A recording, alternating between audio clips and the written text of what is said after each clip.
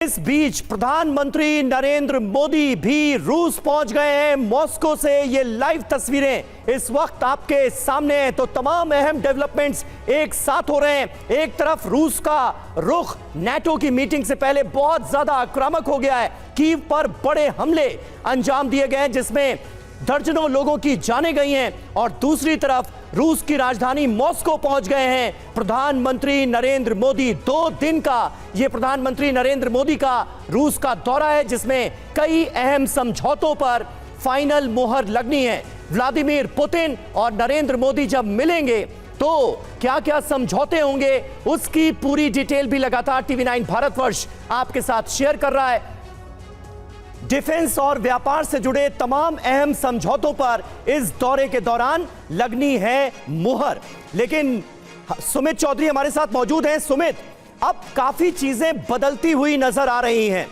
Kyiv में जिस level के हमले हुए हैं और जिस तरह से सिविलियन इलाकों में जबरदस्त नुकसान की खबरें सामने आ रही हैं, प्रधानमंत्री नरेंद्र मोदी की मॉस्को में मौजूदगी और भारत का वो रुख कि ये युद्ध का नहीं है, कैसे देखा जाए इस मुलाकात को, और इस मुलाकात में भी रूस यूक्रेन युद्ध का मुद्दा क्या अहम रहने वाला है? देखिए, बिल्कुल ये मुद्दा जरूर उठेगा। ये मुद्दा डिस्कशन में पहले भी रहेगा। आपने बिल्कुल ठीक कहा। प्रधानमंत्री मोदी ने भी पहले जताया था एक ही प्लेटफॉर्म पर कि देखिए ये युग अब युद्ध का नहीं है। लेकिन सबसे महत्वपूर्ण बात यह है कि रूस ये बात जरूर कहेगा कि उसके नागरिकों पर पहले सेवास्तोपोल में अटैक किया गया दरअसल, और ये काउंटर मेजर्स थे जो रूस की तरफ से लिए गए। अभी इंपॉर्टेंट ये है कि जिस तरीके के अटैक रूस अब कर रहा है, खासतौर पर आज जिस तरीके के अटैक हमने देखे, वो इस बात को दर्शाते हैं कि रूस अब ज्यादा मजबूत हो चुका है इस युद्ध के अंदर। खासतौर पे उसके ऑफेंसिव ऑपरेशंस अब ना सिर्फ कीव बल्कि लवीव यानी पोलैंड और यूक्रेन के बॉर्डर तक पहुंच सकते हैं। और ये इसलिए क्योंकि यूक्रेन अब ये समझाने की कोशिश में है,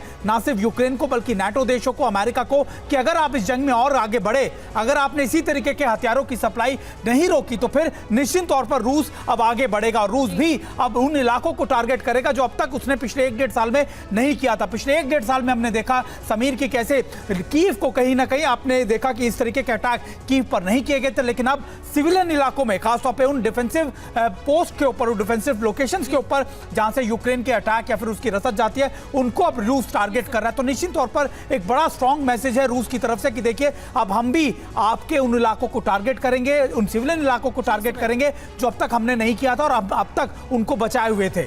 जी सुमित, और ये रूस द्वारा तो एक अहम संदेश है ही। भारत और रूस की जो ये मुलाकात है, जो प्रधानमंत्री नरेंद्र मोदी का एक दौरा है, ये भी बहुत अहमियत रखता है। भारत और रूस के संबंधों के लिए बहुत अहमियत रखता है।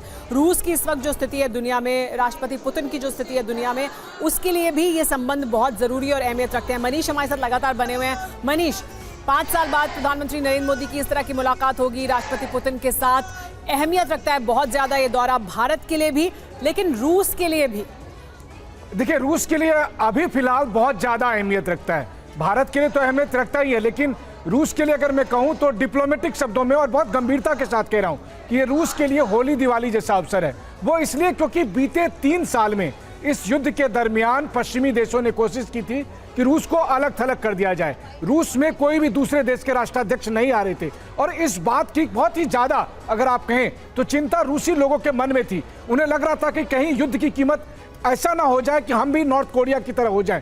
और वैसी स्थिति में चीन के राष्ट्रपति शी जिनपिंग के अलावा कोई वहां नहीं गए थे।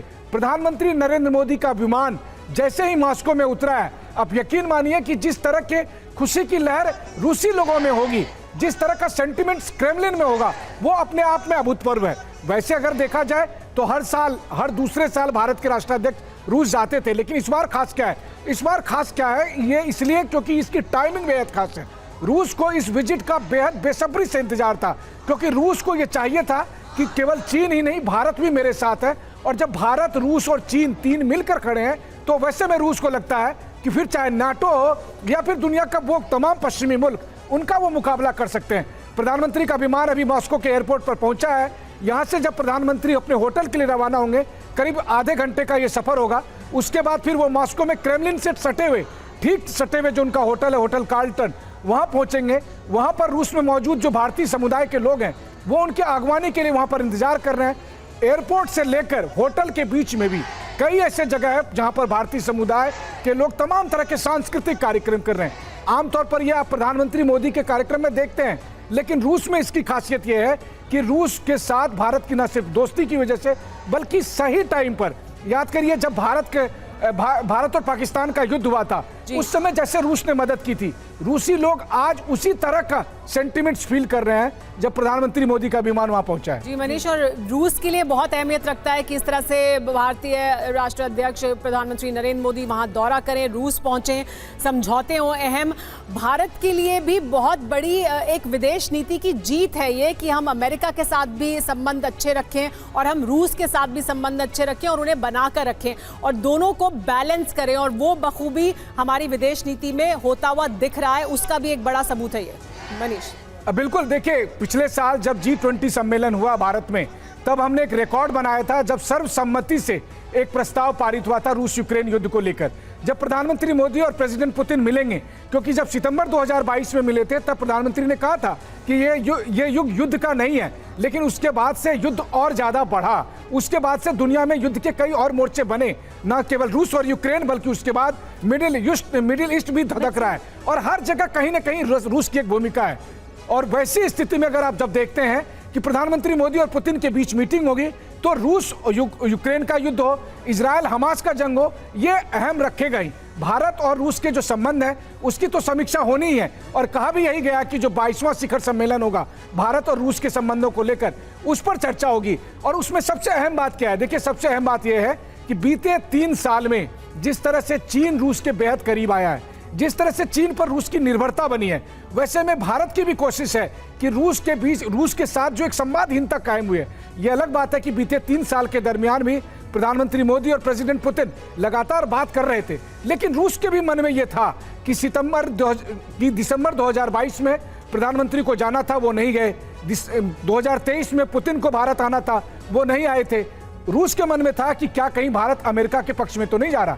वैसी स्थिति में प्रधानमंत्री मोदी जब वहां जाएंगे तो उन्होंने दुनिया को यह मैसेज देने की कोशिश की है कि बाइडेन हो या पुतिन, जेलेंस्की हो या फिर यूरोप के तमाम नेता, भारत का संबंध सबके साथ बेहतर होगा और उसी संतुलन को साधते हुए वो क्रेमलिन में पुतिन से बात करेंगे। बिल्कुल मनीष, 5 साल बाद प्रधानमंत्री मोदी रूस आए हैं। बेशक उनकी मुलाकात 2 साल बाद पुतिन से हो रही हो, लेकिन सुमित भी हमारे साथ मौजूद है। सुमित, 1971 से अच्छे संबंध रहे हैं रूस के साथ।